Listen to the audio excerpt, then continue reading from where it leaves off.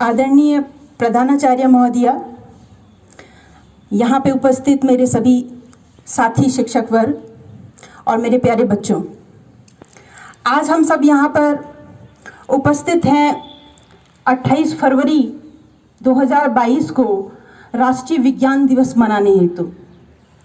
तो बच्चों, मैं इस बारे में आपको कुछ जानकारी दूंगी कि क्यों इस दिन को हम राष्ट्रीय विज्ञान दिवस के रूप में मनाते हैं। 28 फरवरी 1930 को आज के ही दिन हमारे देश के वैज्ञानिक सीवी रमन जी, जो कि भौतिक विज्ञानी थे, उन्हें भौतिक शास्त्र के क्षेत्र में, भौतिक विज्ञान के क्षेत्र में नोबेल पुरस्कार प्राप्त हुआ। उन्होंने एक खोज की जिस खोज को रमन प्रभाव के नाम से जाना गया और उसी की खोज के लिए उन्हें आज के दिन नोबेल पुरस्कार दिया गया। और उसके बाद से 28 फरवरी का ये दिन हम राष्ट्रीय विज्ञान दिवस के रूप में मनाते हैं। अब प्रश्न ये है कि विधि थी जिससे उनको नोबेल पुरस्कार प्राप्त हुआ, तो इस बारे में और उनके विषय के बारे में मैं आपको कुछ जानकारी दूंगी, उनके जीवन परिचय के बारे में भी बताऊंगी। उन्होंने जो खोज की वो थी स्पेक्ट्रम की, उन्होंने जो खोज की वो थी रिफ्लेक्शन पे, उन्होंने जो खोज की वो थी प्रकीर्णन पे। तो इनमें से अधिकतर बच्चों को ये शब्द समझ में नहीं आए होंगे। हमारे 11-12 की कुछ साइंस वर्ग के बच्चों को हो सकता है समझ में आए होंगे, लेकिन हमारे पास यहाँ पे बहुत छोटे बच्चे भी हैं, 6ठी कक्षा के बच्चे भी हैं, इसलिए मैं उनके पूरे विषय को बहुत आसान शब्दों में समझाऊंगी। सबसे पहले हम थोड़ा उनका जीवन परिचय देख लेते हैं। सीवी रमन जी का पूरा नाम चंद्रशेखर वेंकट रमन था और इनका जन्म 7 नवंबर 1888 को तमिलनाडु के अयंगर क्षेत्र में, पुलिंगर क्षेत्र में हुआ था। ये अपने आदा चंद्रशेखर अय्यर एक विज्ञान और गणित के शिक्षक थे। तो पिताजी अगर गणित और विज्ञान के शिक्षक हों तो घर में उनको अपने आप ही एक गुरु मिल गए। तो उनके पहले गुरु ही उनके पिता थे। घर से ही उनकी विज्ञान के प्रति रुचि बढ़ने लग गई, वो पढ़ते रहते थे। एक बार का किस्सा है कि उन्हें बहुत तेज बुखार आया और वो पढ़ाई करने बैठे थे। तो उनके पिताजी ने उन्हें डांटते हुए कहा कि नहीं, बस हो गया, बंद करो, सो जाओ। लेकिन उन्होंने कहा नहीं, मैं अभी इसे और पढ़ूंगा और करूंगा। तो इस तरह का जुनून, इस तरह की इच्छा शक्ति बचपन से ही उनमें थी। आप ये कहानी ध्यान से सुनना, छोटे बच्चे भी और बड़े भी। बाद में मैं आपसे प्रश्न भी पूछूंगी, तो आप ये सब बातों को ध्यान से सुनना कि आपको उनके जीवन परिचय से क्या क्या शिक्षाएं मिली।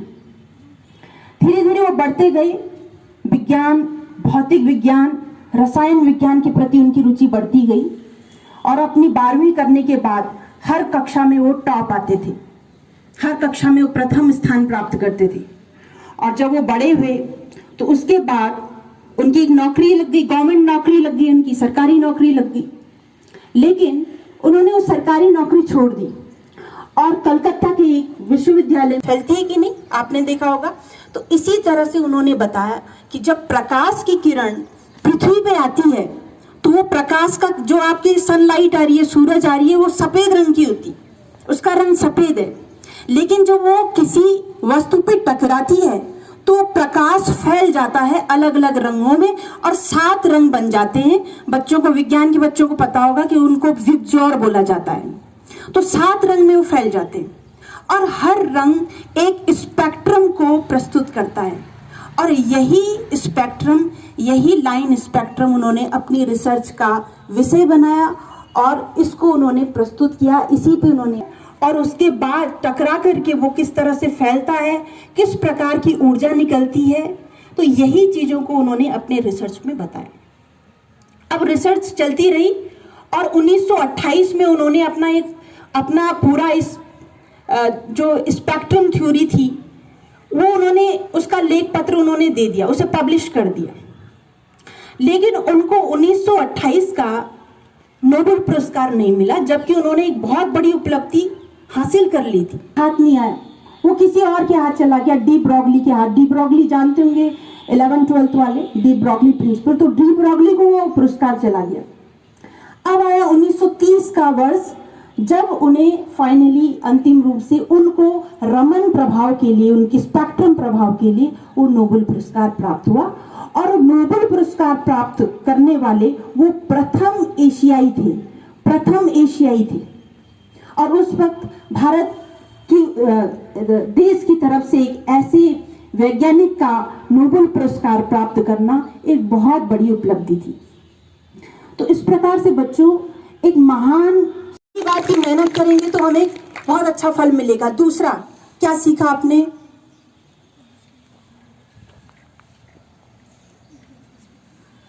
इच्छा शक्ति होनी चाहिए। बुखार होते हुए भी अगर आप पढ़ रहे हैं तो ये उनकी इच्छा शक्ति को दर्शाता है। तीसरा, आप में जिज्ञासा प्रवृत्ति होनी चाहिए। जब वो समुद्री यात्रा कर रहे थे और उनको नीला रंग दिखा, जब उन्हें नोबेल पुरस्कार नहीं मिला तो भी उन्होंने धैर्य रखा और उसके बाद भी अपनी मेहनत जारी रखी।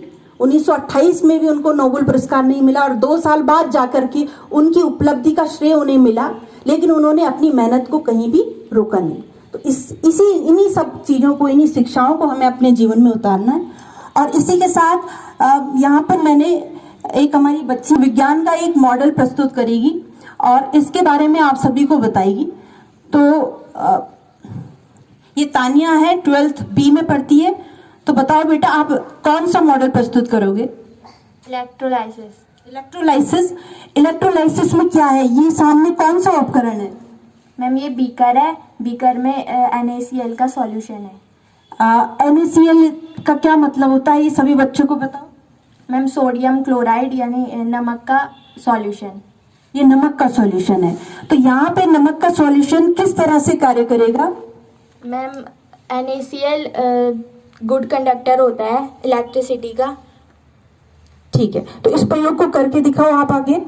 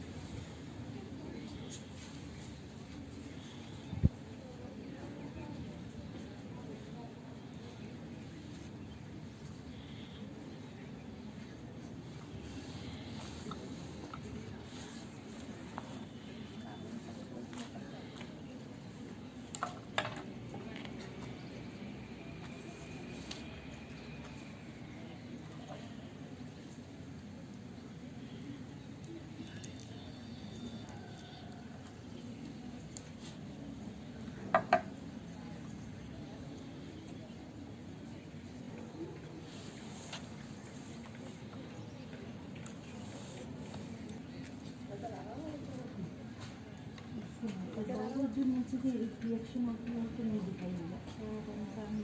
ये मतलब ये पानी बबल में उसको सिर्फ बोल के, हाँ तो तुम समझा रहे हो इससे बोलना।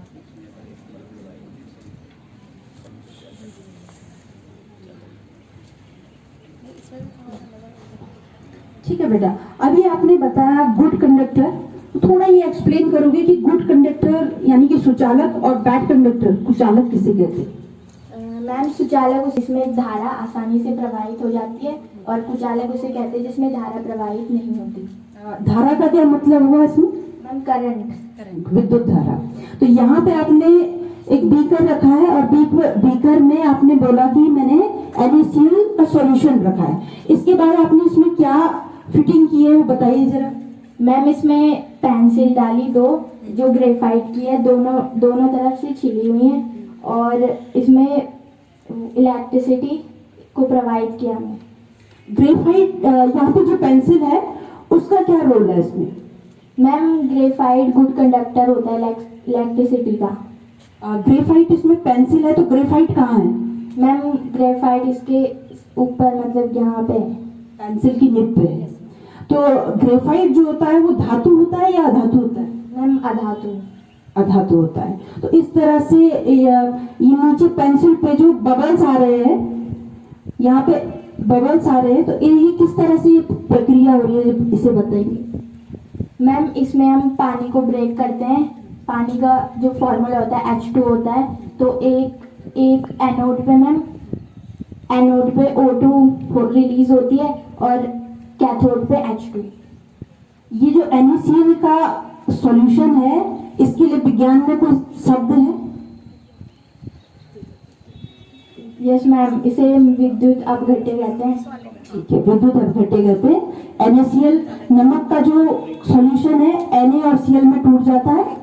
और ग्रेफाइट यहाँ पर होती है, ग्रेफाइट की बनी होती है। पेंसिल आपने देखी है, उसकी निब कैसी काली रंग की होती है, वो ग्रेफाइट की बनी होती है और विद्युत धारा की सुचालक होती है, यानी कि उसमें करंट आसानी से बह जाता है। तो आप ये देख रहे हैं कि बैटरी इससे जुड़ी हुई है और पेंसिल की जो वो ग्रेफाइट की छड़ है वो उस करंट को क्या कर रही है, पास कर रही है, जिसकी वजह से NaCl अपने अपने आयन में टूट जा रहा है, Na+Cl- आयन में, और ये रिएक्शन को कर रहा है। बेटा इसमें बताओ, इसमें कौन सी ऊर्जा किस में बदल रही है? मैम इसमें विद्युत ऊर्जा रासायनिक ऊर्जा में बदल रही है। विद्युत ऊर्जा रासायनिक ऊर्जा में बदल रही है। और ये जो आपने सेल बना दिया है, इसका नाम क्या है? मैम इसका नाम विद्युत अपघटनी सेल है। ठीक है, बहुत बढ़िया, बहुत बढ़िया। तानिया कीजिए।